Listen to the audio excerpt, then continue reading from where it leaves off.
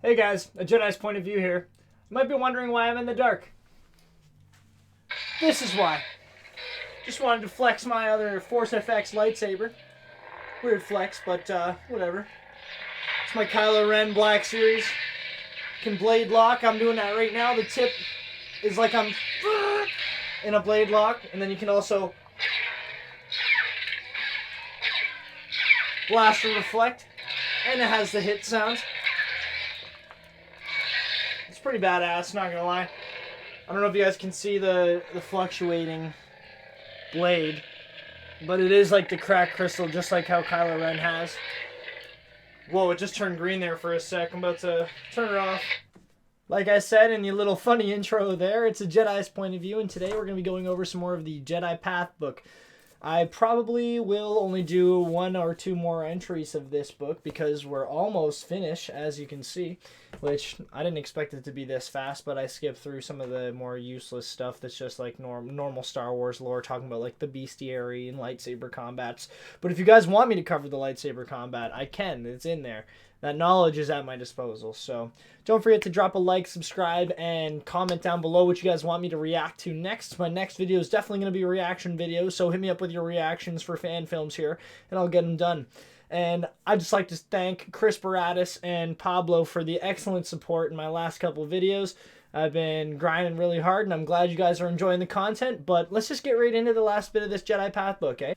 Alright, so let's just look at this one Force ability I wanted to touch on. So it's the ability Luke used at the end of The Last Jedi. It's called Doppelganger or Simul Futurus. It permits a Jedi to create a short-lived duplicate of himself or herself or an external object that is visually indistinguishable from the real item. Those who have perfected this ability can create phantoms of any person of their choosing or trick an enemy into seeing more objects such as droids than are actually present. So that is what you see in the art rendition there of the Jedi using that ability. And then we'll just jump past Force Storm. It's pretty cool. Force Storm's epic. The only person that can use it is the Emperor. So forbidden Force techniques. And then Sidious took the liberty to circle forbidden there and leave a little comment. He says, "Yes, the Jedi limit, the Sith embrace, and now we have unlimited power." That's my crap Sidious voice for you. But there, it looks like there's 1, 2, 3, 4, 5 moves that we're not allowed to use as Jedi. So Force Grip. This refinement of telekinesis works as an invisible extension of the hand, allowing Force users to hoist enemies into the air and close off the air from their tracheas. It is a truly and brutal, cruel application of the Force. My brain stopped working there. But Anakin leaves a comment on that, and he goes, "Is it really that dangerous? How can it be a dark side move if you just lift somebody?" Of course, that's Anakin. And then Ahsoka leaves a comment and goes, "By their neck!" And he lectures me about my anger. I love it. The next one is Force Insanity. So this dark side perversion of affect mind invades a victim's psyche and with sinister energies to the point that he or she becomes paralyzed by horror. The technique can push vulnerable intellects into permanent madness, which Darth Bane used on one of the healers that kept him alive. Drove him mad. Deadly Sight. So it is a tactic that was once extremely rare, even among the Sith, explored in usage during the last decades of the war. By channeling this ability, a Force user can harness fury and hatred and then project them on or through an intense glare onto a victim. As long as the victim is practitioner's range of vision, Deadly Sight has been known to blister skin and vaporize enemies. Damn, dude. That's nuts. And then Morikro. There you go. Morikro. I can't speak English, but let it focus in there. Come on. Morikro. Right there. Why am I dumb? Morikro. Though it is practiced by some Jedi Masters, it is considered off limits by Knights.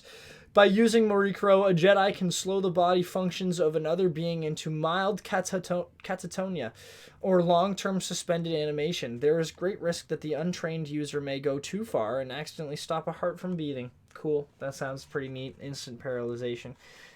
And then this is pretty neat. Emerald Lightning, a technique in which a Jedi can spray electric bolts of variable intensity from the hands and fingers. This technique is closely related to the dark side power of Sith lightning, but it springs from a sense of determined justice and has been studied by some masters under controlled conditions. Its energies can be contained in a ball of pure kinetic force known as kinetite. Vader exhibited this power on Mimban, Luke says. So that's pretty cool. So those are all your Forbidden Force techniques. That's pretty neat. Let's get right into the next part of the book.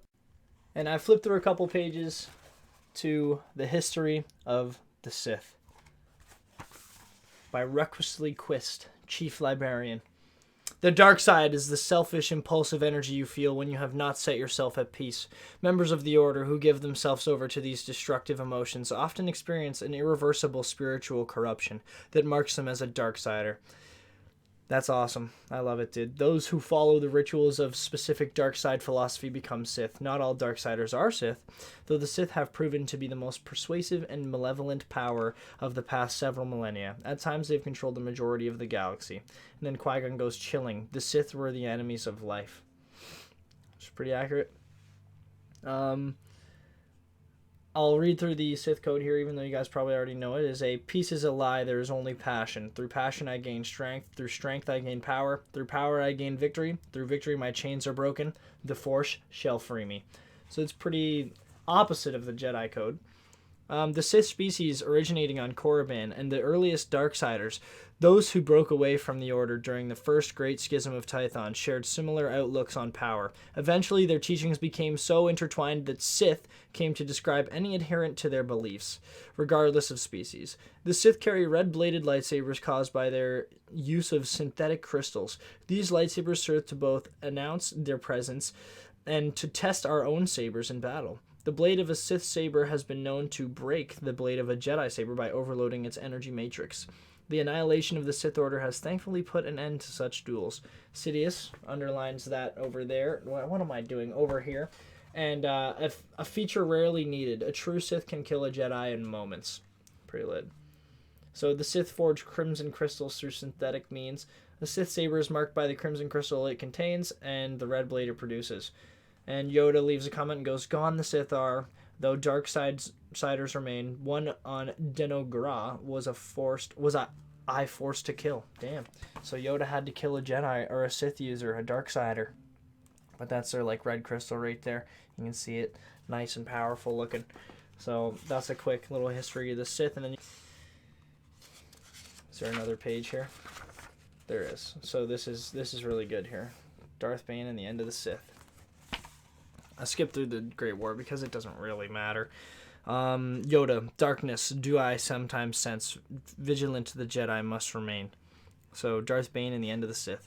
The Sith have been the enemies of the Jedi for thousands of years, yet outsiders who viewed them as inevitable and even a necessary counterbalance to the light side were proven wrong after the battle at Rusan, where the Sith Order crumbled. Although danger still lurks among the stars, the citizens of the Republic need no longer fear the title of Darth. It is ironic that one of their own, Darth Bane, helped bring about the destruction of the Sith. But it is not surprising. It is the Sith way to scratch and claw for power. In the war's last decade, Bane rose through the ranks of the Brotherhood of Darkness, to challenge the leadership of Sith Lord Khan. From the Sith prisoners in custody on Akritatar, we have learned that many of them considered Bane to be Sithari. The Sithari, holy. The culmination of a prophecy that foretold the rise of perfect being. This divination, an inverted mirror of the Jedi philosophy of the Chosen One, reflected the Sith need to cast their hopes upon a savior as the Jedi army of light closed in on them. Bane's popularity split the ranks of the Sith Lords, causing them to lose focus and to surrender key ground at Rusan. Ultimately, Lord Khan knew he could not win and triggered a thought bomb. This unspeakable dark side weapon scorched the surface of Rusan and drew the spirits of every combatant, Jedi and Sith, into its bottomless singularity. Bane died with the rest of the Sith Lords on Rusan, proving that not even the Sithari could sustain an order founded on aggression and greed. Though we Jedi must continue to resist the temptations of the dark side, it is cause for good cheer that the enemies of life have been at last vanquished. I love it. That's their point of view. I've read the Bane books. That's not what happened, but it is what happened. So Jedi ignorance is breathtaking. The Viper lay in plain view and none suspected. That's what Sidious said. And so that history of Darth Bane, he didn't really die there. Darth Bane is the mean boy in the bottom there. Look at him, his face. Pretty accurate on the books of Darth Bane that I have on my shelf over there. The truth is that the thought bomb happened still, but Bane escaped. Bane left that trap there. Lord Khan didn't activate it. It was Bane himself, and he made sure everyone on that planet was in the thought bomb. So that's pretty cool. There's other dark side organizations and then threats to Jedi teachings. So honestly, this part we'll cover in the next video. This video, just I wanted to make it because this part of the book teaches you all about the Sith and about the evil side of the galaxy. So, as always, guys, thanks for watching. May the Force be with you, and don't forget to like and subscribe. I'll see you guys in the next one. See you later.